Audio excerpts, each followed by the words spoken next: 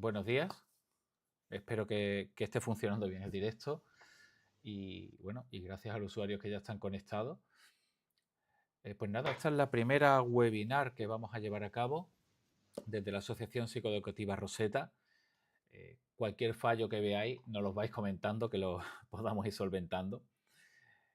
Pues nada, hoy vamos a tratar el tema de la psicología positiva y para eso tenemos a Alejandro López. Bienvenido, Alejandro. Gracias. Buenos días. Buenos días. Pues nada, yo voy a ser muy breve y te voy a dejar ya paso a ti, que es lo importante. Bueno, pues buenos días a todos. Gracias por conectaros a este webinar. Y bueno, voy a tratar de hablar sobre lo que es la psicología positiva y lo que es las emociones positivas o emociones agradables, ¿no? Me gustaría hacer esa pequeña puntualización antes de empezar, ¿no? Como ya he dicho en otras charlas, en otros talleres, las emociones son todas positivas, no hay emociones positivas o negativas. Las emociones son todas positivas porque nos dan una información y una información crucial. Hay agradables y desagradables, ¿no? Pero bueno, a partir de ahora, cuando yo hable de emociones positivas y emociones negativas, pues me referiré a las emociones agradables y a las desagradables, ¿no? Bueno, pues, a ver si esto funciona. Vale. Bueno, la búsqueda de la felicidad o de las emociones positivas, eso no es algo que sea moderno, como podemos entender, eso es algo que busca el hombre desde el inicio de su existencia, ¿no?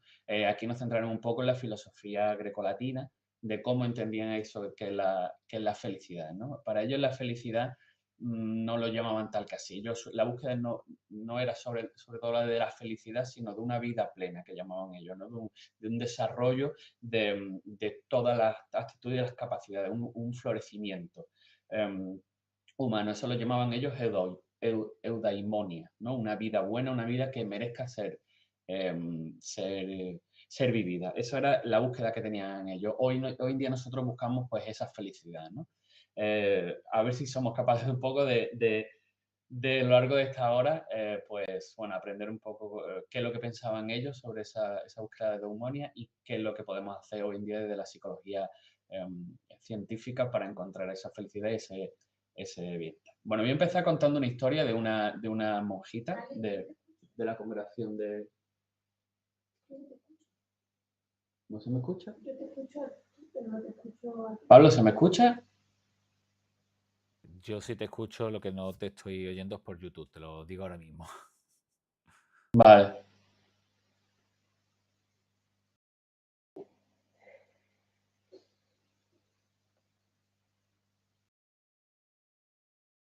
Ahora sí.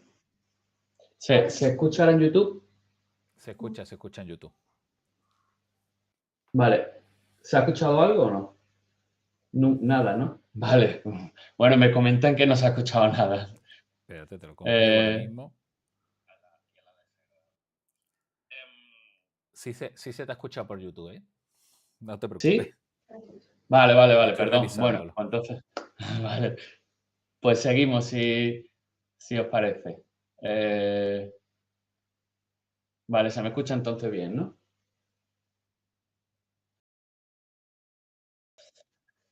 Vale, Pablo, me escucho con retorno. No sé si es porque tienes encendido tu YouTube.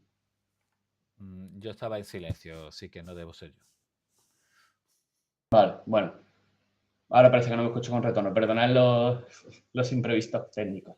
Bueno, voy a contar la historia de las monjas de la congregación de Notre Dame. Este es un episodio, una historia con el que Martin Seligman, el que se le conoce hoy día como el padre de la psicología, se le considera el padre de la psicología positiva, se le considera hoy día, abre su libro La auténtica felicidad, ¿no? Que es como, bueno, el inicio de la psicología positiva moderna. Pues la historia de estas monjas se basa en un estudio que hizo Snowdon sobre envejecimiento, ¿no? Y eligió una congregación de monjas porque era un laboratorio humano perfecto, ¿no? Una serie de monjas vivían en el mismo sitio, se tenían los mismos alimentos, los mismos horarios, los mismos hábitos, nunca mejor dicho, de manera que las diferencias individuales eran lo que iba a determinar la longevidad de esas personas, ¿no? El envejecimiento de esas personas. Y él quería hallar cuáles eran esas diferencias individuales, ¿no? Bueno, pues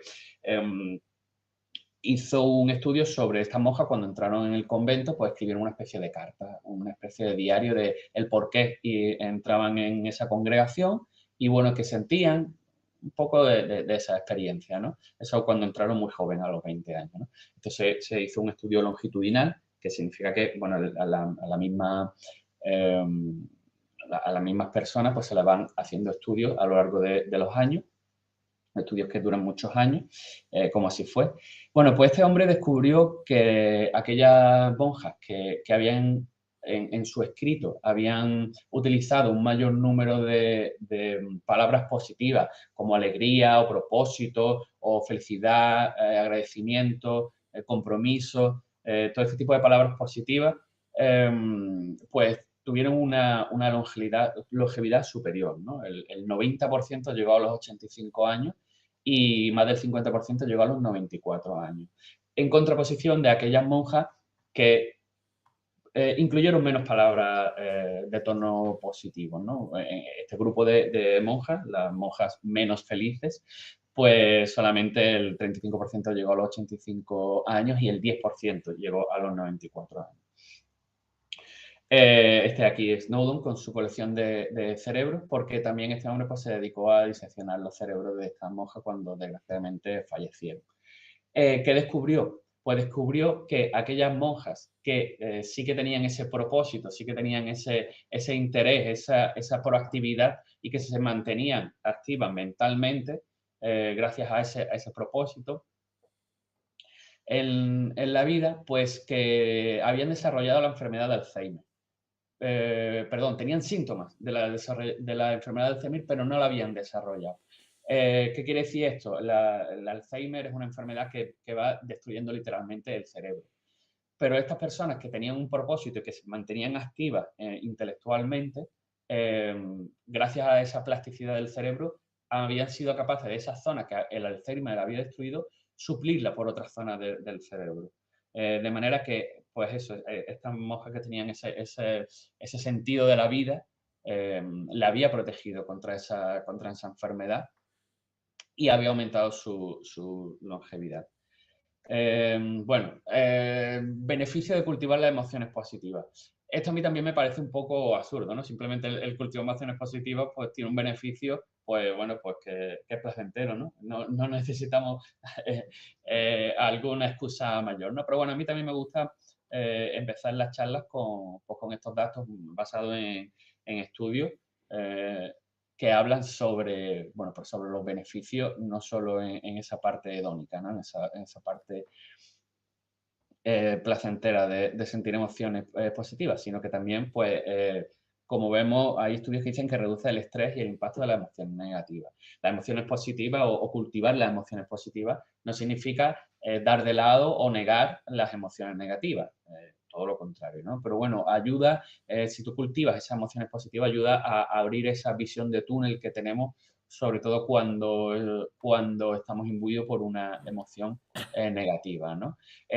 Al ayudarnos a gestionar estas emociones negativas, previene los trastornos emocionales derivados de esa mala gestión de las emociones negativas. Y ya no solo nos previene, sino que además mejora los síntomas. Hay estudios que dicen que desarrollar técnicas para cultivar las emociones positivas, pues que mejora los síntomas de ansiedad y depresión, ¿no? También tiene beneficios físicos.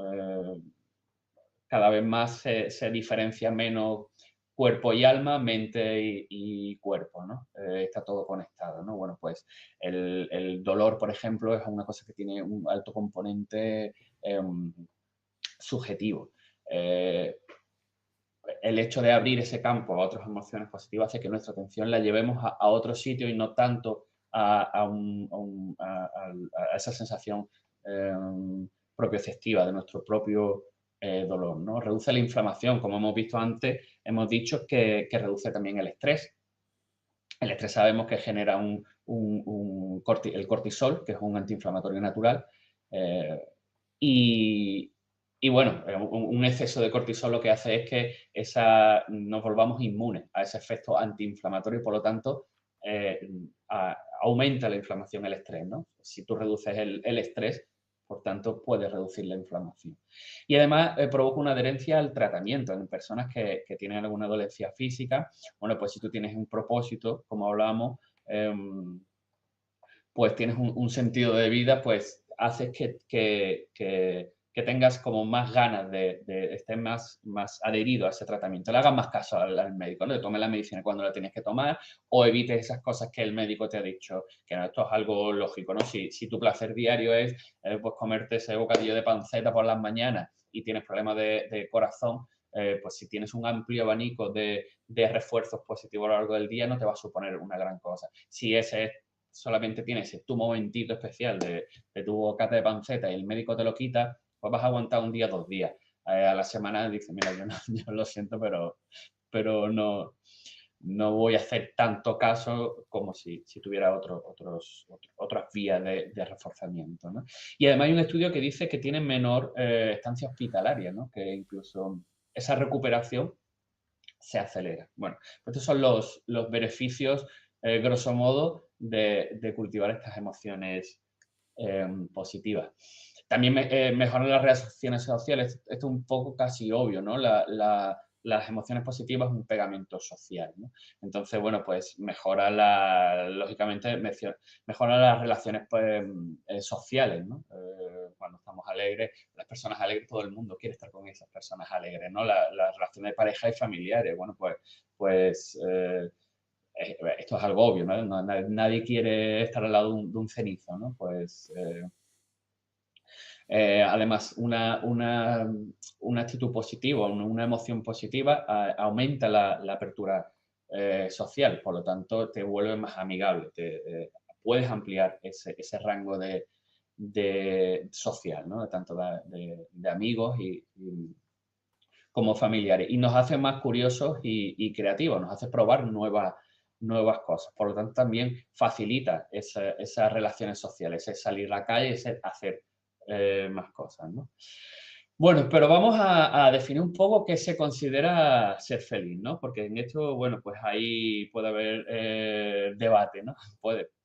Bueno, mira, yo cuando, no sé si vosotros, pero cuando voy al supermercado, pues vemos que hay muchos productos de gallinas felices, huevos de gallinas felices, de vacas felices, ¿no? Todo el mundo está feliz menos yo, ¿no? Eso es un poco así, ¿no? La vaca que ríe, ¿qué es eso de la felicidad, no? ¿Qué se considera una gallina feliz o qué se considera una vaca que ríe, ¿no? ¿De qué se ríe la vaca que ríe?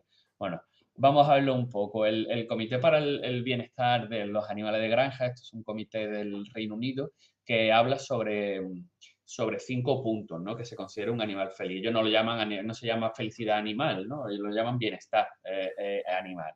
Pero bueno, básicamente lo que dice es que esos animales tienen que estar bien alimentados, están libres de sed y hambre, tienen que estar bien cuidados, no pueden pasar frío o calor, no pueden estar incómodos físicamente, libres de dolor, tienen que estar cuidados, estar sanos esos animales, tienen que hacer pues las gallinas cosas de gallinas y las vacas cosas de vaca, ¿no? Porque pastar libremente, las gallinas pues buscar su alimento, desarrollarse, digámoslo así, ¿no? Como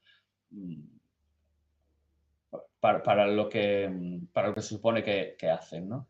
Y estar libre de miedo y de angustia, de peligro, al menos sensación de peligro. Bueno, pues estos son los animales de granja.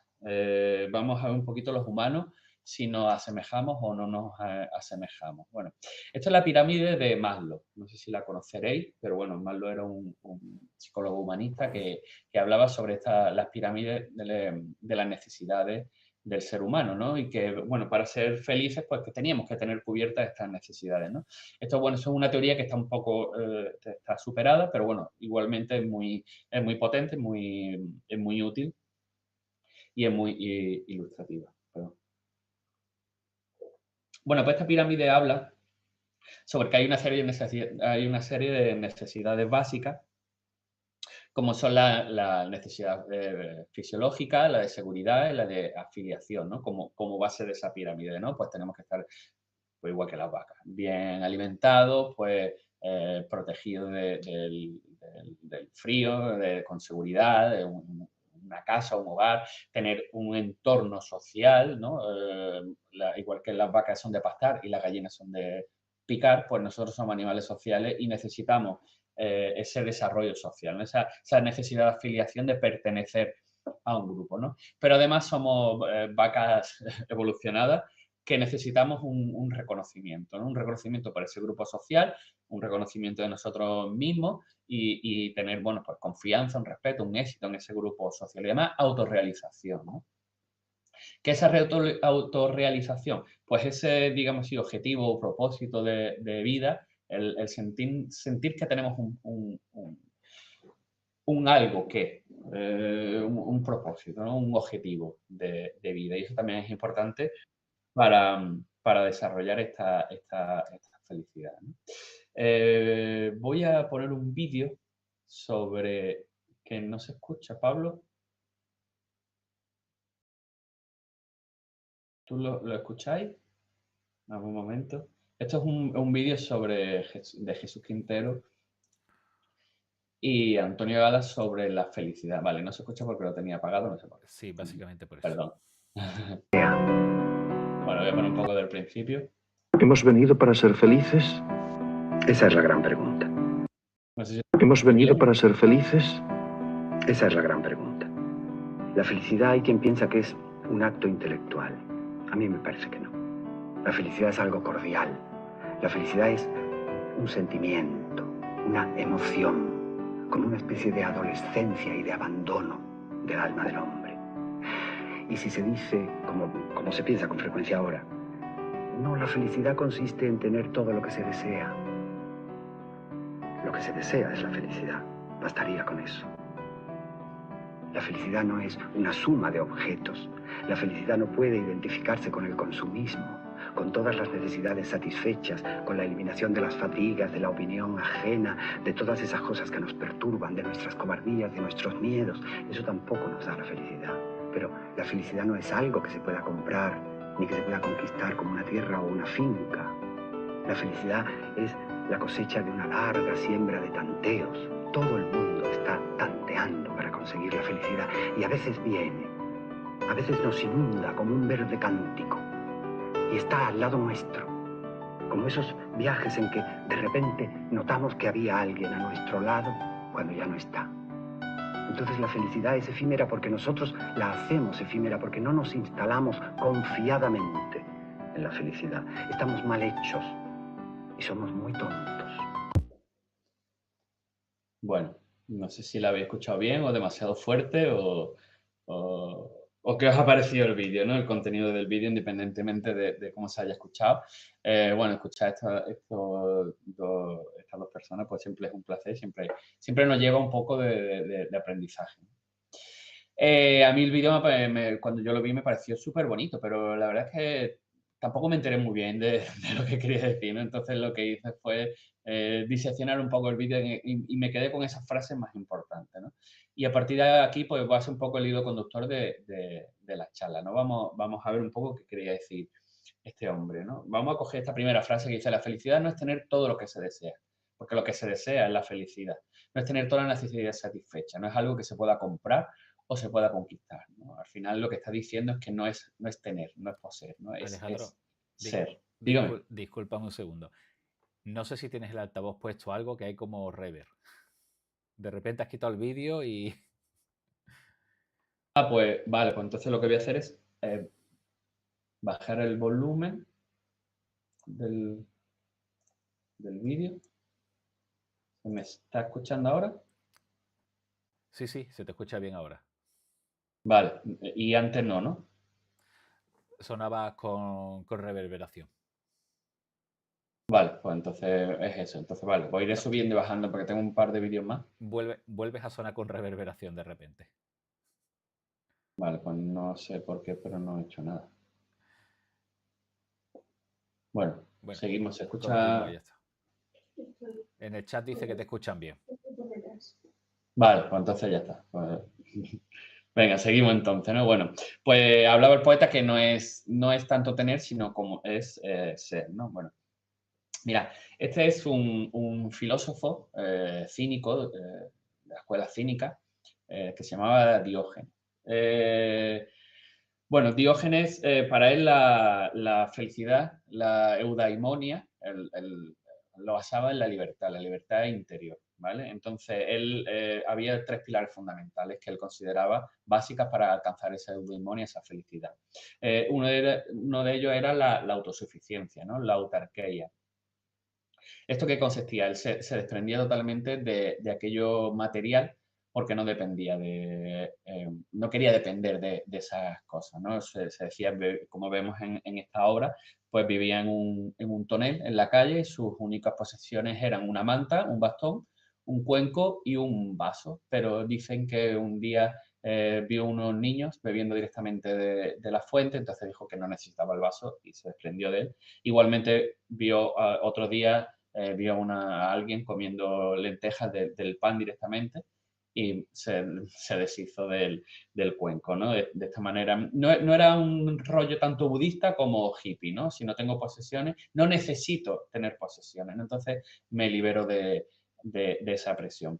Él quería vivir de acuerdo con la naturaleza, ¿no? Decía que las normas sociales y vivir en esta sociedad, pues lo que hacía es que nos ataba, ¿no? No nos permitía esa libertad. Por lo tanto, también rechazaba, otro de sus pilares era que rechazaba las convenciones sociales, ¿no?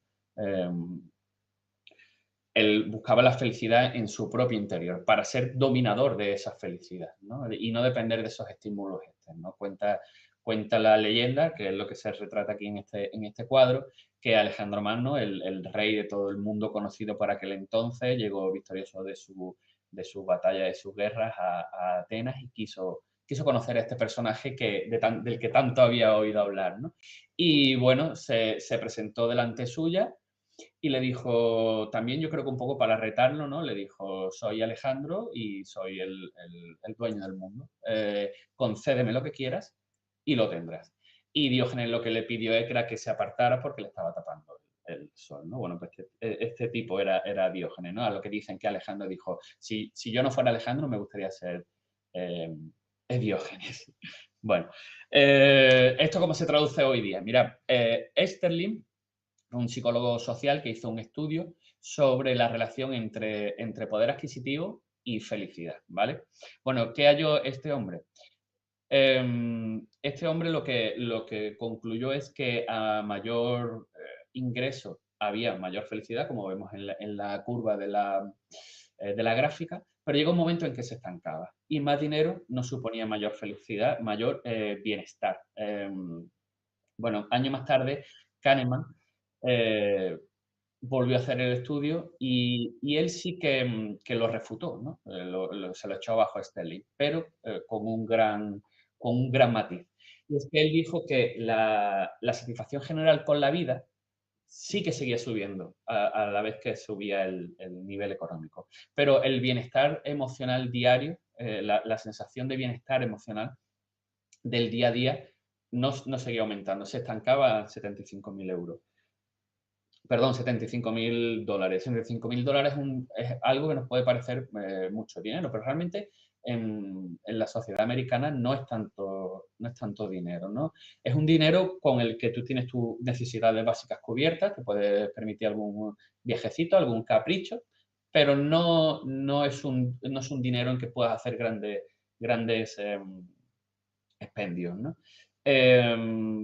Porque hay que diferenciar también un poco de la sociedad americana. En la sociedad americana, el éxito en la vida es igual a posesión económica, ¿no? Entonces, tanto es como cuánto tienes. Entonces, allí tal vez sí que el tener más dinero sí que puedes tener mayor satisfacción en la vida. Pero aquí, en otro tipo de sociedades, tal vez no sea tan así, ¿no? Con esto, lógicamente, lo que no quiero decir es que, bueno, que tengamos que conformarnos con tener un sueldo raspado y que el dinero no da la felicidad y eso justifique el hecho de que no tener buenos sueldos, un sueldo digno y no sirve como justificación, ¿no? No sirve, lógicamente a todo el mundo le gusta ir a la playa los domingos con una sandía, pero si puedes ir en un yate, pues es mucho mejor, ¿no? Lo que se trata es que tu felicidad no la debes vincular a la posición económica, aunque el tener más dinero, el tener más posición económica sí que te puede ayudar a conseguir esas cosas que sí te hacen la felicidad. Pero no debe ser la roca, ¿no? O al menos no debe ser, al menos lo que dicen estos estudios. Pero quiero que se me entienda bien, ¿vale? Que no se justifique, pues eso, ¿no? Que tú estás bien con un sueldo de 1.000 euros. ¿Para qué va a cobrar más si la felicidad no está ahí? Deja que yo lo gane, ¿no? No se trata de eso. Mira, esto es una encuesta que hace la empresa Gallup. Hace un estudio sobre países, la felicidad en los países, ¿no? Entonces vemos un poco también lo que decía, que vemos por zonas que, bueno, pues vemos que África, que a priori económicamente es un país pobre, pues es un país, o sea, es un continente infeliz, ¿no? El sur de Asia, Sudamérica. Vemos una diferencia entre el norte, rico, y el sur, pobre económicamente. Pero hay algunos aspectos que son curiosos. Por ejemplo, Costa Rica, que a priori no es un país tan rico como Estados Unidos o Francia o Alemania, tiene un puntuón 7,3. Y hay países en Europa, por ejemplo, Portugal, punto por debajo de país más rico que Brasil, puntúa por debajo de Brasil, ¿no? ¿Quién se iba a esperar que puntuara Portugal bajo en felicidad, ¿no? Pero sí que se ve que hay cosas que no concuerdan, ¿no? Y los países más felices, que estos años y años se repite, suelen ser los países escandinavos, ¿no? Son países fríos, sombríos, oscuros, pero sin embargo puntúan alto en felicidad, ¿no? Y eso siempre son países ricos, pero siempre contrasta un poco, ¿no? El país de las siestas y las fiestas, como España, pues puntúan 6,5 y Noruega o Suecia un 7,3 o 7,7, ¿no? Sobre los países escandinavos. Mira, hay un concepto que se llama Huga. Alejandro, Sí, discúlpame No, que no te puedo poner el mensajito ahora mismo, pero están escribiendo por el chat. Sonia escribe que sería sí, interesante relacionar el estudio de Sterling con la pirámide de Maslow. sí. Sí, efectivamente. A eso es lo que quería un poco. La gráfica de Sterling, el estudio de Sterling, lo que dice es que una vez satisfechas las necesidades básicas, ¿vale? O el no tener satisfechas las necesidades básicas, esas necesidades de seguridad, de fisiológicas, eso sí que te puede llevar a la no felicidad. Pero una vez satisfecha esa, a lo que diríamos que las vacas y las gallinas, pues ahí se quedan, ¿no? Nosotros necesitamos algo más, desarrollar los dos puestos, ¿no? El superiores de la pirámide, ¿no? El de autorrealización. Y eso no te lo va a dar el dinero, ¿no? Eso es algo más interior, ¿no? Eso es un muy buen apunte porque efectivamente ahí donde plasma esa relación, ¿no? Que hay de que el dinero no te llega, no es el objetivo de la felicidad, no te da una base buena, pero no es el objetivo, ¿no? Gracias por el apunte, Sonia, y Pablo por avisarme porque yo no estoy viendo los mensajes para que no haya rever. Bueno, pues ya hablaba del concepto de Huga. Yo no sé si os pasa, a mí me pasa que cuando vamos al IKEA, yo voy al IKEA y digo, aquí me quedaba yo a vivir, ¿no? Porque está todo como súper ordenadito, con unas luces muy cálidas, todo muy acogedor y estás como ahí a gustito, ¿no? Bueno, pues eso está relacionado con un concepto, como decía, que se llama Huga. Espero pronunciarlo bien, es un concepto danés, ¿no? Pero bueno, este concepto, esta palabra es danesa y este concepto es danés, pero que al final es común en todos los países escandinavos. Y es como, aquí lo podríamos traducir como el mantita y Netflix, ¿no? Es simplemente pues estar en tu casa con una luz cálida, una chimenea, una copa de vino o un chocolate caliente, con compañeros, con personas, con amigos, con familia o leyendo un buen libro, simplemente esa tranquilidad, esa serenidad, ¿no? Esa calma. Y eso es algo bueno, que puede ser que esté relacionado con esa diferencia que hay entre esos niveles de felicidad, ¿no? Que veíamos antes en la encuesta de Gallup. Eso realmente, como decíamos antes, bueno, pues eso no es algo que sea dependiente del dinero, ¿no? Lógicamente tienes que tener, como decíamos antes, unas necesidades básicas cubiertas, pero estar con amigos, estar con otros familiares, estar con personas a las que te sienten bien, eso no es algo que te lo dé las posesiones económicas, ¿no? Entonces, tal vez buscar un poquito más esa necesidad de afiliación y esa necesidad de autorrealización es lo que te puede dar ese plus de felicidad, ¿no?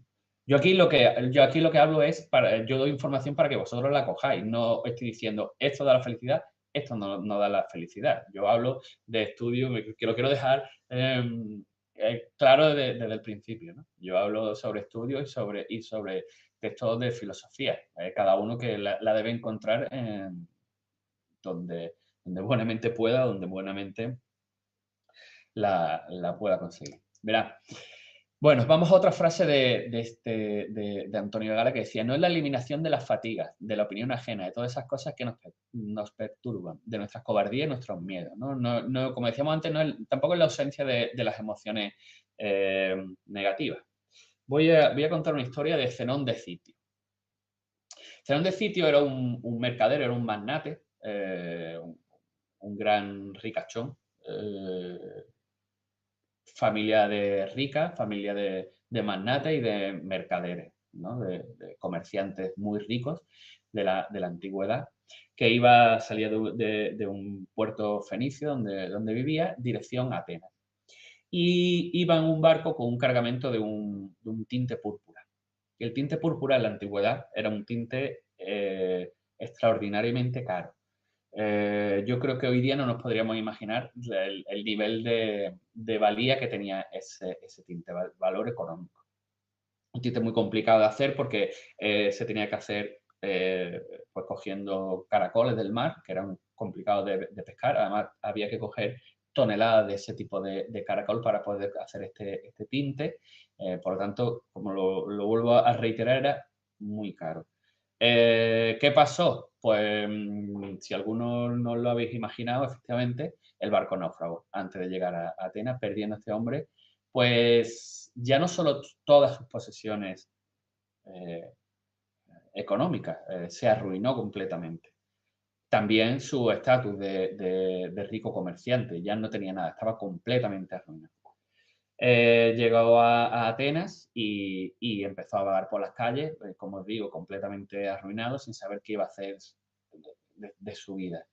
Y bueno, pues se le vio una librería y se le ocurrió entrar a esa librería. Y cogió un libro de la vida de Sócrates y empezó a leerlo, ¿no? Y se quedó fascinado con las aventuras de este señor, ¿no? De este gran filósofo. Y le preguntó al librero que, oiga, ¿y este hombre quién era? ¿Quién era este Sócrates? Y dice, bueno, pues un filósofo.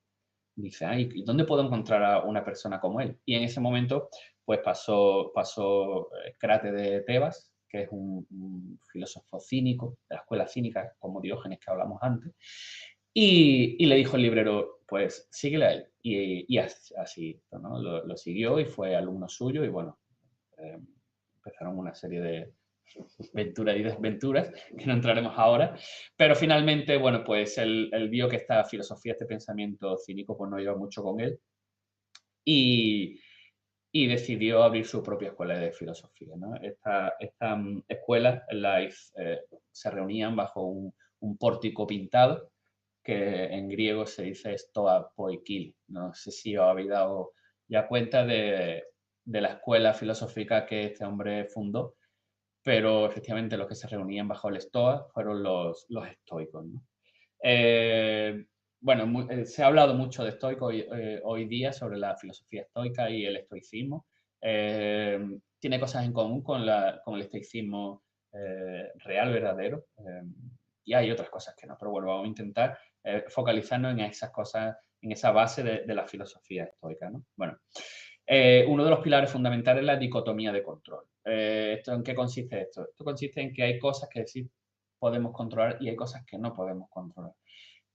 Poner nuestro foco de atención en esas cosas que no podemos controlar nos va a provocar un sufrimiento extra, ¿no?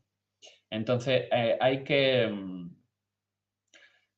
poner el foco, ellos decían que hay que poner el foco en esas cosas que sí podemos controlar, en nuestra energía, en nuestra atención, en esas cosas que sí podemos controlar. Esto es algo que bueno, tanto la terapia cognitivo-conductual habla sobre esto, ¿no? Sobre aquello donde pones el foco, es aquello en lo que en lo que al final en lo que te afecta, ¿no? En lo que tú puedes controlar. Y la terapia de aceptación y compromiso también de base conductual, pues se básica, como su propio nombre indica, básicamente en eso, ¿no? En aceptar esas emociones negativas como lo que son. Y tratar de poner el foco de atención en aquellas cosas que sí podemos controlar. ¿Qué cosas podemos controlar? Bueno, pues podemos controlar los pensamientos, los hábitos, nuestra conducta, nuestra actitud, lo que hacemos, ¿vale? Entre medias hay una zona de influencia, que no podemos controlarlo del todo, pero sí que podemos influenciar, pues, básicamente en nuestras familias, en nuestros amigos, en las relaciones, ¿no? En las otras personas. Sí que podemos influenciar, sí que podemos, pero no podemos controlar la conducta de los demás, ¿no? Ni podemos ni debemos, ¿no? Eso también sería un debate ético al que podríamos entrar. Y aquí viene lo importante, la zona de no control, ¿no? Pues no podemos controlar el pasado. Las cosas que han pasado, pasadas están y no podemos controlarlas. No podemos controlar las emociones negativas, no podemos controlar el clima, la política, el tráfico. Muchas veces estamos en una caravana y nos ponemos nerviosos y nos enfadamos y, bueno, al final no sirve de nada, ¿no? Tampoco estoy diciendo que el hecho de enfadarnos sea una reacción que no deberíamos tener porque es absurda, ¿no? Pero simplemente entender esa reacción, esa emoción negativa que estamos sintiendo ante esa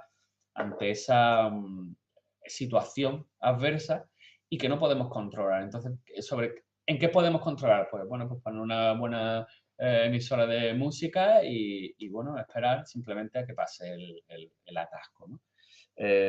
Bueno, esto es algo fácil de decir, pero se puede entrenar también, ¿no? ¿Vale? Todas estas cosas que estamos hablando es algo que se pueden entrenar y se puede desarrollar.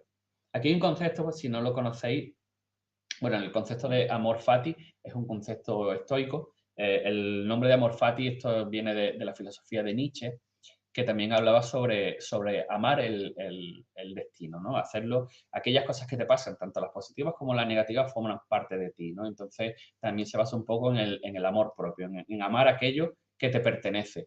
Y eso es tanto en el camino el camino liso como en el camino de piedras, ¿no? Decía Marco Aurelio que las piedras del camino también forman parte del camino, ¿no? Entonces, no querer luchar contra esas cosas malas que te han ocurrido, sino que entender que forman parte de tu vida. El concepto de Kintsugi también es bastante conocido, pero para los que no voy a intentar dar unas pinceladas, es una técnica de restauración de cerámica, una técnica japonesa centenaria, que se basaba en que cuando se rompió una vasija, bueno, en lugar de pegarla, intentando disimular las rajas y las roturas, se hacía esa técnica que vemos aquí, ¿no? Se hacía una técnica con una pasta de oro, de manera que resaltaba esas cicatrices y incluso le daba un valor, ¿no? Esto se une a un concepto de antifragilidad que bueno, yo no estoy muy de acuerdo con esto, pero con este concepto de antifragilidad de Nassim Taleb, que es un filósofo que la desarrolla. Yo no estoy de acuerdo, decía, porque esta persona decía que para poder evolucionar te tienen que pasar cosas negativas, ¿no? Cosas antifrágiles. Aquello negativo que te pasa, lo que te hace es que te hace más fuerte aún, ¿no? Bueno, yo no considero que eso sea necesario. Para mí el concepto de amor fati no es el hecho de qué bien que me ha pasado esto negativo porque puedo crecer, ¿no? Es el concepto estoico, es me ha pasado esto negativo, nadie quiere que pase esto negativo, pero ya que ha pasado y no tengo control sobre esto que me ha pasado, voy a intentar sacar el lado positivo, sacar lo que, no dejar que esa negatividad inunde todo, ¿no? En este sentido, bueno, pues es lo que decíamos antes, ¿no? Epicteto hablaba sobre que te convierte en aquello a lo que prestas atención, ¿no? Si tú pones tu foco de atención en lo que no puedes controlar, vas a aumentar ese sufrimiento, esa incapacidad, esa impotencia, ¿no? Si pones el foco en lo que sí puedes hacer o en las cosas positivas, ahí sí que hay cosas que puedas desarrollar, ¿no? Esto lo vamos a ver haciendo una dinámica que, bueno, esto lo ideal sería tener un feedback, pero bueno, como yo no estoy viendo ahora mismo el chat y además creo que va con un pequeño retraso, pues bueno, si alguien quiere comentar algo y me lo dice Pablo, pues genial, y si no, pues bueno, pues voy lanzando yo ideas, ¿vale? Esto se trata también que lo hagáis en casa, ¿no? Jugar afortunadamente, ¿vale? ¿En qué consiste este juego? Pues consiste en lo que decíamos exactamente, ¿no? Yo voy a poner un evento negativo y se trata de no buscar el lado positivo, no decir, gracias a que ha ocurrido esto negativo, puedo, ¿vale? Se trata de, ha pasado esto negativo, pero ¿qué cosas positivas han pasado alrededor, ¿no? Voy a poner el foco ahí. Ahora lo vemos mientras juego, ¿vale? Pues se te ha roto la televisión, ¿vale? En este caso no se iría a decir, pues que menos mal que se ha roto la televisión porque yo quería cambiar de televisión. Bueno, quería tanto cambiar de televisión, pero si no lo he hecho así por algo, ¿no? Bueno, se ha roto la televisión, pues qué cosas positivas qué afortunadamente, ¿vale? ¿Qué cosas positivas podemos sacar? Bueno, pues podemos sacar de que, oye, pues mira, pues afortunadamente tengo dinero para comprar otra televisión. O afortunadamente tengo otra tele y bueno, se ha roto una, pero afortunadamente tengo otra, no me voy a quedar sin ver la televisión. O afortunadamente a mí me gusta leer, entonces puedo tener otra actividad que hacer que no ver la televisión, ¿no? No sé si vais pillando la dinámica. Voy a poner otra, a ver si se trata, ya te digo, que la hagáis en casa, ¿vale? No que lo diga yo, pero bueno. Se está quema la tortilla de patata, ¿vale? Pues bueno, afortunadamente era de cebolla, ¿no? Afortunadamente tengo otra cosa para comer. Afortunadamente, pues podemos ir a comer fuera. Afortunadamente tenga esas opciones, ¿no? No solamente el único alimento que tenía.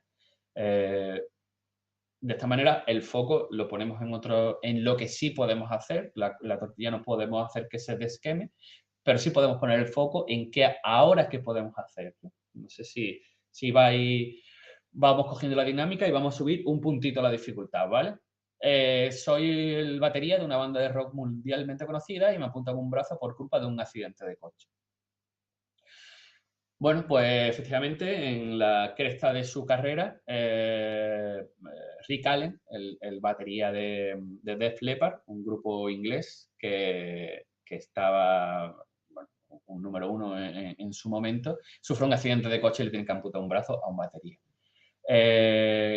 Aquí los afortunadamente son un poco más complicados, pero también son sencillos, ¿no? Afortunadamente sobrevivió al accidente. Eso acaba de decir Silvia eso. Dice, afortunadamente está Por vivo. ejemplo, está vivo y afortunadamente le amputaron un brazo, tiene otro brazo, ¿no? Pues eso es lo que Rick Allen pensó. Y 2 años después, después de mucho sufrimiento, de mucha rehabilitación y de mucho prueba y ensayo, pues desarrolló una batería que a base de una serie de poleas y engranajes podía tocarla con un solo brazo, ¿no? Con varios pedales y con un solo brazo, y volvió. Creo que Def Leppard creo que sigue actuando esporádicamente. Y esto ocurrió cuando este hombre era joven, ¿no? Bueno, vais pillando un poco el juego. Vamos a subir el nivel otro puntito más, ¿vale? A ver qué os parece. Bueno, la cosa ya se complica, ¿vale? Muere mi hija de 9 años de cáncer, ¿vale? Yo no me puedo imaginar esto que se puede sentir, pero vamos a escuchar a alguien que sí le ocurrió y a ver qué afortunadamente encuentra. Voy a ponerle, bueno, este es Luis Enrique, para quien no lo conozca, entrenador de fútbol, que perdió una hija de cáncer con 9 años. Y esto es lo que él dice, si le puedo poner volumen. Creo que suena bien, ¿eh? No Tienes que poner así. Sí. Dirás tú. Ostras, ¿y yo me puedo considerar afortunado o desgraciado? Yo me considero afortunado. Muy afortunado. Pero si te ha muerto una niña, tu hija a los 9 años. Bueno, mi hija vino a vivir con nosotros 9 años maravillosos. Tenemos 1000 recuerdos de ella, vídeos, cosas increíbles. Hasta que no haga así, no pares de grabar. Vale, venga. ¡Guau! ¡Bien! Mi madre no podía tener fotos de Sana. Hasta que llegué a casa y le dije, ¿por qué no hay ninguna foto de Sana, mamá? No puedo, no puedo. Mamá, tienes que poner a Sana. Sana está viva. En el plano físico no está, pero en el plano espiritual está porque cada día hablamos de ella y nos reímos y recordamos. Bueno, no sé qué pensáis del vídeo. ¿Se ha escuchado bien? Sí, se ha escuchado bien. Se ha oído bien, ¿no? Bueno, pues no sé qué opináis del vídeo. Es un vídeo bastante impactante. Yo lo he visto muchas veces para evitar ponerme a llorar delante en medio de una charla, porque es muy emocionante, ¿no? Yo creo que estaréis conmigo en que Luis Enrique en ningún momento, digo Luis Enrique porque está la persona que habla, ¿no? Pero en ningún momento se alegra de que su hija haya muerto porque él se hace más fuerte, ¿no? Pero bueno, sí que pasa un tiempo y dice, bueno, pues la he disfrutado 9 años, me quedo con los 9 años que he disfrutado, no me puedo quedar con otra cosa, ¿no? Acabar estar sumido en el dolor tampoco me hace nada bien. Verá, yo voy a contar una cosa personal. Esta semana, recientemente, pues he tenido una pérdida muy importante de un gran amigo y un gran maestro, mi maestro de karate. Ha sido una muerte repentina, una muerte para nada esperada y bueno, y como podéis imaginar, muy, muy dolorosa, ¿no? Porque no solo se va un gran amigo, sino también el que practique artes marciales, pues sabe lo que significa un maestro, ¿no? Y bueno, ahora mismo pues muchos compañeros no pueden ver vídeos. Cada vez que vemos una foto de él o nos acordamos de él, pues claro, volvemos a tener esa sensación de pena, de tristeza, de desolación, ¿no? Ahora mismo ni se me ocurre a mí el pensar que me alegraré, o sea, que estoy alegre de verlo y de haber entrenado con él. Todo lo contrario, cuando me acuerdo de eso me entra pena. Pero cuando pase un tiempo, cuando pase un duelo, cuando pase un mes o 6 meses o un año o lo que sea, sí que recordaremos y me meto a mí y me meto a todo su entorno. Sí que lo recordaremos con alegría, recordaremos agradeciendo el tiempo que estuvimos con él, ¿no? Y de eso se trata un poco, ¿no? Bueno, no intentar luchar contra las emociones negativas. Ahora mismo la tristeza es lo que nos provoca acordarnos de él, pero esa tristeza se tornará alegría, pues, y de agradecimiento de haber podido tener un maestro como él y un amigo como él, sin restarle, pues eso, importancia a la gran pérdida. Bueno, Alejandro. pues dígame. Pues mira, varias cosas. Sonia nos aporta por aquí que la fe cristiana ayuda mucho en estos casos, la creencia en Dios y en la otra vida. Bueno, cada uno escoge un camino, efectivamente, y el camino de la religión, sea cual sea, pues te pone en un sendero, ¿no? Al final, las religiones sirven un poco para eso también, para indicarte un sendero y un camino hacia donde ir, como veremos más adelante, ¿no? Y está muy bien, e incluso hay mucha gente que el tema de la ansiedad y de la depresión hoy en día, ¿no? Que sobre todo los jóvenes, la relaciona con una ausencia de fe, ¿no? Ya la religión no está tan en el día a día en esta sociedad actual y ya te digo, hay gente que la relaciona esa ausencia de fe con la ausencia de propósito, con lo que a su vez te genera una ausencia de sentido de la vida y por lo tanto de ansiedad, de miedo y de no saber hacia qué norte tirar. Y por otro lado, Fernando Pérez Muñoz nos aporta que es muy duro. Sí, bueno.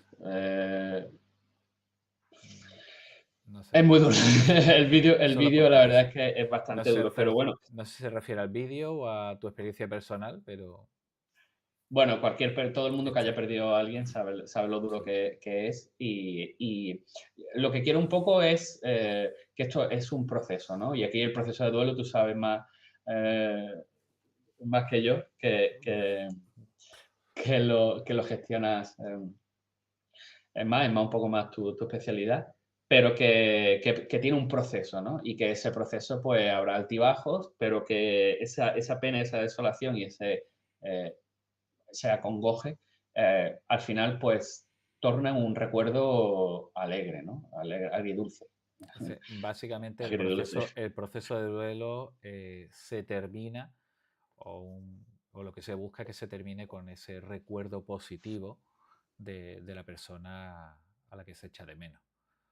Que tiene evidentemente no vamos a recordar, decir no nos olvidamos de lo malo, pero sí que cada vez que lo recuerdes, la emoción, el sentimiento que te vuelva no sea el del dolor, sino el de quedarte con las partes positivas. Mira, Sonia acaba de escribir, dice el proceso de duelo es natural y hay que pasarlo también. Totalmente de acuerdo. No puedo hacer más que apunte ahí. Sí, porque al final, si tú luchas contra ese sentimiento de tristeza en un duelo, y ojo, el duelo al final se tiene que hacer con cualquier emoción, ¿eh? Cualquier emoción tienes que aceptarla, cualquier emoción negativa, y si luchas contra esa emoción negativa, no estás dejando que haya un proceso, ¿no? Y bueno, luchar contra una emoción negativa precisamente o el no luchar contra la emoción negativa no supone el hecho de dejarse llevar por esa emoción, ¿no? En el caso del duelo, no se trata de luchar contra la tristeza, pero sí que tampoco dejarse llevar por ella, ¿no? O sea, todo el mundo tiene sus periodos, ¿vale? Y todo esto con sus periodos, con sus etapas, ¿no? Pero es normal que al principio, pues, si estás embriagado o embargado por la tristeza, pues no quieras hacer una inactividad conductual, no quieres hacer nada, no quieres salir a la calle, no quieres hablar con nadie, ¿no? Pero poco a poco, y es algo incluso normal y terapéutico, pero poco a poco, no quiere decir que voy a salir a la calle cuando me apetezca. Para poder salir de ese proceso voy a salir a la calle pese a este estado de tristeza, ¿no? De manera que tú no estás luchando contra la emoción negativa, estás luchando contra la conducta. De todos modos, vamos a continuar para no quedarnos aquí, porque esto es de psicología positiva, no, no estamos hablando de... Bueno, vamos con la siguiente frase de este hombre, de este poeta, que decía, la felicidad es efímera, como una adolescencia, como un abandono del alma del hombre, ¿no? Y yo esto lo interpreto como que también forma parte de la suma de esos pequeños placeres momentáneos. Mira, se habla mucho sobre dopamina y sobre serotonina y que si somos adictos a la dopamina, como si se pudiera ser adicto a la dopamina o a otra cosa que no fuera la dopamina, ¿vale? Y la serotonina también se habla de que, bueno, que el 90% de la serotonina se segrega en el intestino, por lo tanto, un intestino sano te hace feliz y cosas de estas, ¿vale? Esta no es mi especialidad tampoco, no soy neurocientífico, pero yo quiero dar unas pequeñas pinceladas básicas para que entendáis un poco cómo funciona el tema de la dopamina y la serotonina. La dopamina dopamina y serotonina son neurotransmisores que están relacionados con la emoción de felicidad, tal vez los que más relacionados estén. La dopamina es un activador y la serotonina es un inhibidor. Bien, ¿cómo funciona la dopamina? Hay una parte del cerebro que se llama el núcleo accumbens. Quiero que entendáis también una cosa. Un neurotransmisor es un activador y activa aquella zona del cerebro donde actúa, y la serotonina igual, ¿vale? Entonces, en todo caso, la dopamina pues, se utiliza en muchas partes del cuerpo y activa muchas zonas del cuerpo y del sistema nervioso, ¿vale? ¿Qué ocurre cuando activa el núcleo accumbens? El núcleo accumbens es el área de reforzamiento. ¿Qué es un reforzamiento en psicología, en conducta? Un reforzamiento es aquello que tu cerebro o tu cuerpo te pida que repitas, que interpreta que es algo bueno para ti, bueno para tu objetivo, es evolutivo, funcional y quiere que lo repitas, ¿vale? Entonces, la dopamina, pues, oye, pues desde conductas que pueden ser nocivas a la larga, pero a priori son satisfactorias, por ejemplo, el uso de drogas o la comida o incluso el deporte, segregan dopamina, ¿no? Pero es que también llegar a casa y que un familiar, tu hijo, tu hija, tu mujer, te dé un beso o te dé un abrazo, también segrega dopamina, porque es algo que te genera placer. Es algo que te dice, esto está bien, vamos a provocar que se repita. ¿vale? Entonces, demonizar la dopamina me parece un poco absurdo. Esta es la única puntualización que quiero dar. Y la serotonina igual. El 90% el 90% de la serotonina la genera el intestino, pero se queda en el intestino. Es un inhibidor. Entonces, mientras no llegue al cerebro e inhiba la zona que debe inhibir para relacionarla con la felicidad, en este caso el córtex prefrontal, no se puede vincular a la felicidad, a esa sensación de felicidad. Vale, el córtex prefrontal, como algunos sabréis, es la zona del cerebro que gestiona las emociones, ¿no? Es la zona también de la atención, de la memoria y de la interpretación, ¿no? Entonces, las emociones se generan en el sistema límbico y mandan su señal al neocorte. Bueno, pues si hay una inhibición de esa señal, la señal sigue llegando, pero sigue llegando con menos fuerza, con menos intensidad, de manera que la serotonina en el córtex prefrontal nos ayuda a estar más relajados, más calmados, ¿vale? Tenemos miedo, sí, pero no tanto. Tenemos ira, sí, pero estamos chicos. Eso básicamente funciona la dopamina y la serotonina, ¿vale? ¿Cómo veía esta dopamina o neurotransmisión de la repetición, mal llamado del placer? Pues, verá, Aristipo de Cirene era un filósofo cuyo pensamiento decía que el futuro es incierto. Básicamente estamos aquí y el tiempo que estemos hay que disfrutar. Y disfrutar para él era ausencia de dolor y placer físico, placer el corporal. Pablo, me escucho con... Ahora ya no. Perdón. Era el placer inmediato y el placer momentáneo, el placer corporal. Pues eso. Es lo que se conoce como el hedonismo puro, ¿no? Pues simplemente la felicidad en estas personas era el placer.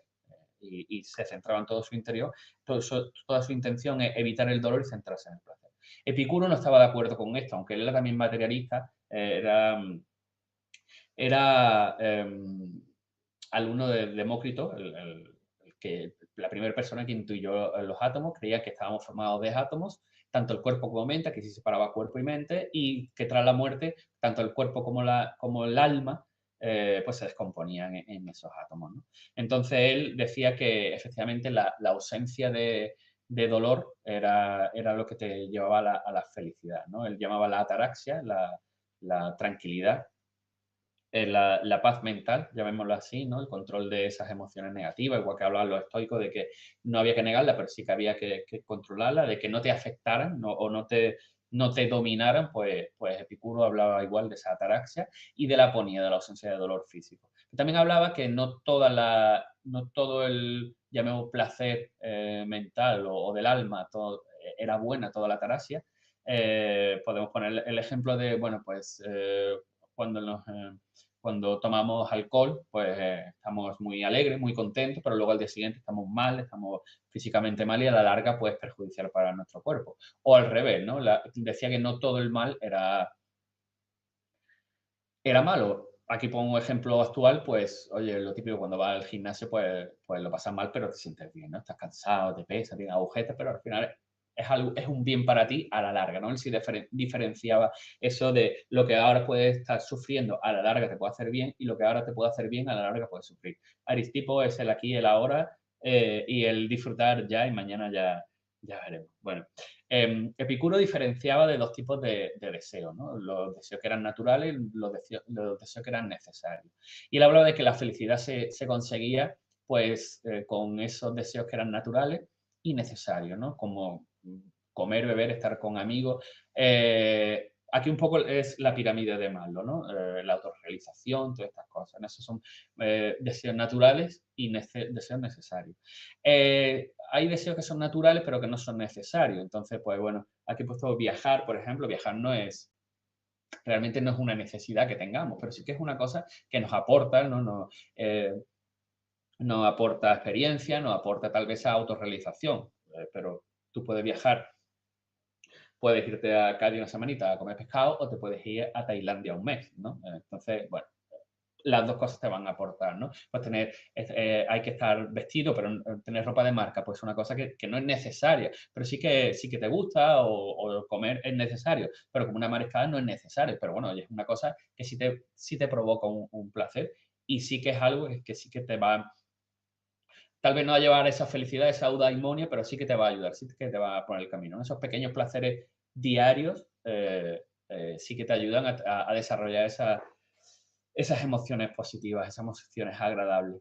Y luego hay unos deseos que no son ni naturales ni son necesarios, como son la fama, la riqueza o la gloria. Estos son deseos que no se pueden llegar a conseguir, porque el que tiene fama quiere más fama, el que tiene riqueza no tiene un fin, no se puede alcanzar, ¿no? Y es el fin, no es el camino, es el fin, ¿no? La fama, la riqueza.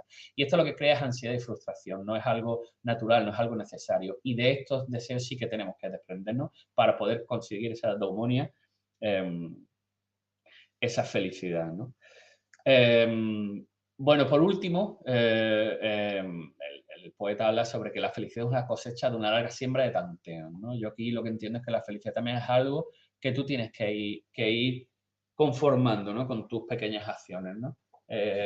Como veíamos antes con lo estoico, no centrándonos en lo que no podemos cambiar, pero sí centrándonos en lo que sí podemos cambiar, ¿no? Que es la base de la terapia cognitivo-conductual, ¿no? Vamos a trabajar sobre lo que sí se puede cambiar. Mira, Aristóteles, bueno, su hijo Nicómaco le preguntó qué era la felicidad y cómo se podía conseguir, ¿no? Y él pues escribió un libro que se llama Ética Nicómaco, explicándolo en qué consiste la felicidad y cómo se puede conseguir. Bueno, pues para Aristóteles la felicidad, la eudaimonia, consistía digamos así, en desarrollar aquello para lo que ha sido creado, ¿no? O cuál es tu función, ¿no? Él decía que la función de las plantas era crecer y alimentarse de la tierra, la función de los animales era pues moverse, era cazar, era percibir, y el hombre estaba por un escalón superior, ¿no? El hombre tenía una cosa que lo diferenciaba de los animales y de las plantas, que era la capacidad de razonar. Por lo tanto, la función del hombre era razonar y esa eudaimonia se alcanzaba viviendo de acuerdo con la razón. Para él, llegar a esa eudaimonia había que vivir, pues practicar la virtud que él llamaba, ¿no? La arete. ¿Qué son estas virtudes? Bueno, estas virtudes, aquí Aristóteles te dice, pues, una serie de rasgos que tienes que desarrollar, ¿no? Aquí vemos las virtudes aristotélicas principales, ¿no? Y él hablaba que en el centro está la virtud, ¿no? No te puedes ni exceder ni llegar ni no llegar, perdón. Por ejemplo, la valentía, ¿no? Pues bueno, la valentía es una virtud, pero por exceso es una temeridad o por defecto es cobardía, ¿no? Entonces hay que estar equilibrado, ¿no? Bueno, en la terapia de aceptación y compromiso, hay aquí un paralelismo que yo veo sobre los valores. Esta terapia, esta filosofía dentro de la psicología, lo que habla es que hay que darle importancia a los valores. Los valores en tanto en cuanto a las cosas que tú le das valor en tu vida, ¿no? Y que estos valores sirvan de guía, y hay que mirarlo como si fuera una brújula, ¿no? Y entonces, esta serie de valores lo que te tienen que dar es una dirección a la que caminar, ¿no? Pero sin intención de llegar a ese sitio, ¿no? Imaginemos que, bueno, pues un globo terráqueo, tu brújula te indica que tu viaje es hacia el oeste, ¿no? Entonces tú vas andando hacia el oeste, pero al ser redonda, salvo que alguien diga lo contrario, al ser una esfera, pues nunca vas a terminar de llegar, ¿no? Pero digamos así que ese desarrollo de la virtud que llamaría Aristóteles, de estos valores que llama Ack, sería ese caminar, ¿no? No tanto el llegar al objetivo, porque no se puede llegar, que es compartir. Tú no puedes llegar a ese destino de compartir, ¿no? Pero si para ti compartir es un valor, debes practicarlo en tu día a día, ¿no? Y debe ese caminar, esa puesta en marcha, ¿no? O la amistad, si para ti es un valor importante. Amistad no es algo que cuando tengas 100 amigos pues ya has cumplido la amistad, no, la amistad es algo que es infinito, ¿no? Que puedes continuar, pero igual que hablábamos antes de la fama y la riqueza, que es algo también infinito, que no se puede llegar, ¿no? Aquí esto es algo que te guía, ¿no? Entonces la amistad no es algo a lo que tú puedes llegar, pero tampoco tu objetivo es llegar, es caminar en ese sentido. No sé si me estoy explicando, si no luego me hacéis preguntillas, ¿vale? Porque es algo un tanto complejo de entender, ¿no? Bueno, Martin Seligman habla de fortaleza, muy en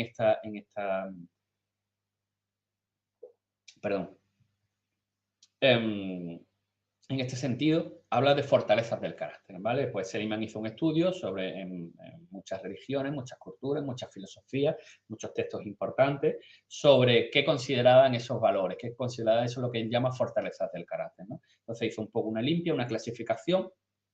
Hizo esta clasificación que es la suya, como puede ser otra cualquiera, como pueden ser los valores, como hablábamos antes, de la religión cristiana o la religión musulmana o la religión budista o cualquier otra religión, ¿no? Bueno, pues Seligman plantea sus propias fortalezas del carácter. Esto, como decía antes, esto te puede ayudar a sentirte identificado, pero tampoco quiere decir, oye, tienes que escoger de aquí uno y seguirlo. Bueno, esto es una cosa que sirve para desarrollo personal, ¿no? De todos modos, hay aquí lo pone en la clasificación VIA, esto hay un test que se puede realizar y te puede, a base de tus conductas y de tus sentimientos, tus valores, decir cuáles son las fortalezas, descubrir cuáles son las fortalezas importantes. Esto se puede trabajar y ya veremos cómo, porque bueno, luego cuando yo me calle y hable Pablo otra vez, ya veremos, anunciaremos un taller para todas estas cosas que estoy explicando aquí en esta charla, en este webinar. Pues si hacéis bien de apuntaros, pues podremos desarrollarla, ¿no? Y ponerlas en práctica. Bueno, pues antes de que me vaya por las ramas, Seligman planteaba estas 6 fortalezas del carácter, que bueno, él intentó hacerlas de manera que sean universales, me refiero a que no sean dependientes de la cultura o dependientes de la edad o dependientes de otros rasgos, sino que sean universales y que además no sean objetivos per se, sino que sea pues esa brújula, ese norte, ¿no? Esa dirección hacia la que tenemos que ir, ¿no? Dentro de cada de estas 6 fortalezas, bueno, pues hay unas subfortalezas, ¿no? Que te ayudan también a coger ese camino, ¿no? Y el hecho de ponerla en práctica, pues esto lo que se supone que te va a dar plenitud, te va a dar una buena vida, una vida que sea merecedora de vivirla y de una vida de que te dé un propósito, ¿no? Y bueno, Seligman desarrolla el PERMA. El PERMA es un acrónimo, es un sistema, digamos así, para lo que decía antes, ¿no? Que se puede poner en práctica con herramientas y ejercicios, se pueden poner en práctica para tú mismo encontrar ese camino hacia la felicidad, ¿no? Él habla sobre desarrollar emociones positivas. Bueno, pues lo hemos visto con Epicuro y con el saboreo y con esos pequeños pinceladas de dopamina y esa satisfacción, ¿no? Esos placeres pequeños, diarios y mundanos que muchas veces lo que nos llegan es a esa felicidad, a ese bienestar emocional, ¿no? También habla de compromiso, de engagement. En este sentido, el compromiso sería un compromiso con una tarea, ¿no? Con realizar algo. Si tú tienes tu fortaleza, tienes tu camino hacia el dónde ir, esto sería como el caminar, ¿no? Esto es lo que Csikszentmihalyi, otro de los padres de la psicología positiva, habla de flow, ¿no? El flow es ese sentimiento de cuando tú estás imbuido en una actividad que no eres consciente de toda la atención en esa actividad, no eres consciente del tiempo que es, ni del tiempo que pasa, de que transcurre, o incluso de ruidos en la calle o otros estímulos. Tú estás metido al 100% en esa tarea y estás en un estado de plenitud, ¿no? De compromiso. Ese es el sentido de este compromiso, ¿no? Las relaciones positivas, bueno, pues somos animales gregarios, eso lo sabemos, somos animales sociales, y lo hemos visto con el Juga danés, en el que esa felicidad o ese estado de bienestar se consigue gracias a rodearte de personas queridas, de rodearte de gente en la que te sientes bien y te sientes a gusto y protegido. Y eso, el desarrollar esto, pues también es algo que nos puede llegar, ese bienestar emocional, esa felicidad, el sentido. Víctor Franklin dice, bueno, parafrasea realmente a Nietzsche, hablando de que todo el mundo tiene un cómo cuando hay un buen para, ¿no? Eso quiere decir que el tener un sentido de la vida te hace, también lo hemos visto antes, ¿no? Que tener un sentido de la vida te hace que ante cualquier enfermedad tú tengas una mayor adherencia al tratamiento, ¿no? En este sentido, este para qué. Si tú tienes un para qué, puedes luchar contra cualquier cosa, ¿no? Digamos así que en este caso el sentido, el meaning sería por lo que hemos visto antes, ¿no? Esa fortaleza, esos valores, esa dirección hacia la que ir, ¿no? Y luego, pues, la sensación de logro. La sensación de logro, volviendo otra vez a la metáfora sobre ese camino que se anda, pues el logro sería, pues, el saber que vas en la dirección correcta, ¿no? Entonces, pues, saber que estás avanzando, saber que poco a poco, pues vas en el buen camino, en el buen camino tuyo propio, personal, ¿no? En este sentido, pues, bueno, los estoicos tenían muy en boga eso de ese crecimiento personal, ese mejorar día a día, ¿no? De hecho, bueno, uno de los grandes libros del estoicismo, que lo escribió Marco Aurelio, bueno, pues básicamente lo que se basa es un diario de Marco Aurelio, en el que cada día apuntaba por sus pensamientos y cómo podía ser mejor. Y ese mejor no era mejor persona o más productiva, no, era mejor en el sentido en el que él quería ser mejor. Por eso digo que cada uno tiene que encontrar ese sentido de la vida, esa fortaleza, ese valor y ese camino al que trazar, ¿no? Voy a terminar ya con un vídeo. ¿Se escucha?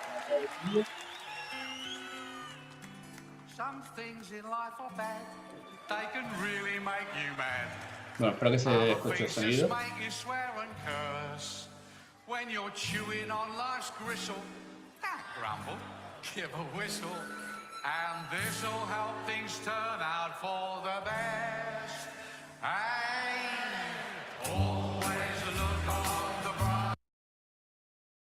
Bueno, voy a bajar un poco el volumen.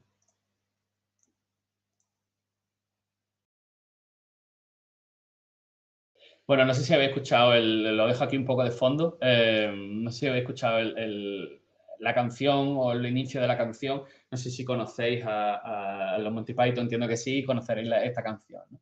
Bueno, la canción dice básicamente que hay que mirar el lado positivo de la vida y no centrarse en lo negativo. Bueno, esto un poco, yo lo tomo por un lado como parte de ironía y como otro lado como parte de razón que tienen, ¿no? Verá, yo personalmente, como no podía ser de otra manera, he hecho el test BIA y una de mis fortalezas es el humor, ¿no? El sentido del humor. Yo no veo el sentido del humor como reírse por más y simplemente por ese efecto hedónico de la risa, sino que hay algo más sobre el humor, ¿no? El humor para mí es una deconstrucción de la realidad, una deconstrucción de, como decía Diógenes, de esas formalidades sociales, ¿no? Que muchas veces vamos encorsetados y vamos mirando, pero realmente son absurdas, ¿no? Esas emociones negativas que muchas veces sentimos y que muchas veces también son absurdas. Y para mí el sentido del humor sirve un poco para eso, ¿no? Para romper con ese encorsetamiento de las convenciones, de nuestros pensamientos, de nuestros egos, de nuestras creencias, y que, bueno, por otra parte también hay que mirar el lado positivo de la vida. Bueno, pues esta ha sido la charla. Espero que os haya gustado, que no haya supuesto muy pesada. Si queréis hacer alguna pregunta o lo que sea, pues Pablo me irá diciendo. Paloma López. Y bueno, para lo que necesitéis, pues aquí estoy. Paloma López ha hecho un comentario y dice: si tú tienes un para qué, puedes luchar por cualquier cosa. Pablo no está. Sí, Pablo estoy. ¿No me oyes? Bueno, pues parece que Pablo tiene problemas técnicos. No sé si hay alguien que ha hecho algún comentario en el chat. Disculpa, ahora sí me oyes. Vale, aquí Pablo. Sí, sí. Son temas técnicos, no es... Es que tengo que callarte a ti para irme a mí. Bueno, un lío. Te estaba diciendo, disculpa. Bueno, perdón. No, sí. Sigue. No, y lo que iba a decir que realmente, hombre, este es el primer webinar que hacemos. Sí. Espero que el primero de muchos y espero que no sea tan accidentado como este. Pero bueno, así las cosas son más naturales, son más más agradables. Espero que Por sí. decir algo. ¿Ves? Al final hay que buscar el lado positivo, ¿no? Afortunadamente se ha grabado todo y el Afortunadamente mensaje lo ha estamos llegado. haciendo, está funcionando. Lo único es eso, que tengo que llevar muchas cosas a la vez. Hay algo que no me estaba funcionando y llevo todo el rato loco intentando arreglarlo. No ha sido posible. Bueno, Que era para que pudieras ver los comentarios bien. Bueno, te comentaba vale. que Paloma López Sí. había comentado que si tú tienes un para qué, puedes luchar por Sí. cualquier cosa. Sí, eso era lo que comentaba sobre el libro de Viktor Frankl, ¿no? Que esta frase realmente es originaria de Nietzsche, ¿no? Pero bueno, él la toma en su famoso libro, que el tener ese propósito, bueno, para el que no lo conozca, Viktor Frankl fue un preso judío en la Segunda Guerra Mundial y que, bueno, pues desarrolló una cosa que se llama la logoterapia, y se basa básicamente en eso. Se dio cuenta que los presos que estaban con él, que tenían un objetivo, un propósito en la vida, pues como que en esas condiciones de penuria, pues que tenían más probabilidades de sobrevivir, ¿no? Aquellos que tenían familiares fuera o aquellos que tenían una posibilidad de escape, algún propósito. Pues que bajo esas condiciones tan duras y tan extremas tenían más probabilidades de sobrevivir. Paloma dice que eso, que era por lo que habías dicho tú. Dice lo que ha dicho Alejandro, que me ha parecido muy bonito y cierto. No es mío, ¿eh? Bueno, tú lo de Nietzsche, transmites pero bueno. al menos. Sí, yo lo transmito al mundo, de Nietzsche al mundo. Bueno, si Y te bueno, no sé parece, si hay algún más. mientras damos un tiempo por si alguien quiere hacer alguna consulta, hacer algún comentario, pues bueno, comentar lo que había dicho Alejandro. Lo primero, gracias. Este tema yo no lo tengo tan tocado y me resulta interesante. Y luego eso, la idea es que este sea la primera webinar, que vayamos repitiendo cada mes, si te parece un tiempo adecuado. Ir dando... Sí. Así nos da tiempo a corregir los errores. Sí, de ir mejorando un poquito. Ir haciendo distintas webinars. La próxima me comprometo a hacerla yo hablaré más.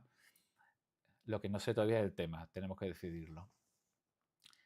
Por otro lado, el mes que viene, creo que recordar que para el día 21 teníamos previsto hacer un taller de psicología positiva. Hoy hemos visto toda esa parte más teórica, más todos los fundamentos, y hacer lo que sería un taller, ponerlo en práctica. No sé qué puedes añadir tú, que eres desde luego, que lleva el taller adelante. Sí, bueno, un poco lo que he dicho, ¿no? En cada bloque que hemos hablado, pues esto se puede poner en práctica. Hay ejercicios, hay herramientas que se pueden poner en práctica en situaciones de nuestro día a día y que podemos, al final, el objetivo es vernos identificados en nuestro día a día con estas situaciones y saber cómo actuar y cómo poder aprovechar esos recursos, ¿no? Que podremos aprender en el taller. De todo modo, ya comunicaremos un poco los bloques, la temática y, bueno, aquellos que estén interesados, pues nos pueden contactar por redes sociales o tanto a mí como a Pablo como a la asociación y os daremos toda la información que sea necesaria. Y bueno, parece que no hay... Estoy mirando, digo, si algo no se me actualiza. No hay ningún comentario más, no hay nadie más que quiera aportar absolutamente nada. Pues Bueno. creo que no se nos olvida nada. Los próximos webinars, el próximo taller. Iremos informando a través de las redes sociales. Y ya está. Muchas gracias a los que habéis participado, a los que habéis estado en directo. Esto quedará colgado para que cualquiera pueda visualizarlo, verlo en otro momento. Y por mi parte, nada más. De nuevo agradecerte, Alejandro, toda la presentación. Sonia dice que muy bien, que ha salido estupendo. Pues muchas gracias, Sonia. Bueno, muy bien. Espero que lo hayáis disfrutado, que hayáis sacado algo de provecho. Bueno, pues muchas gracias a todos y buen fin de semana. Buen fin de semana.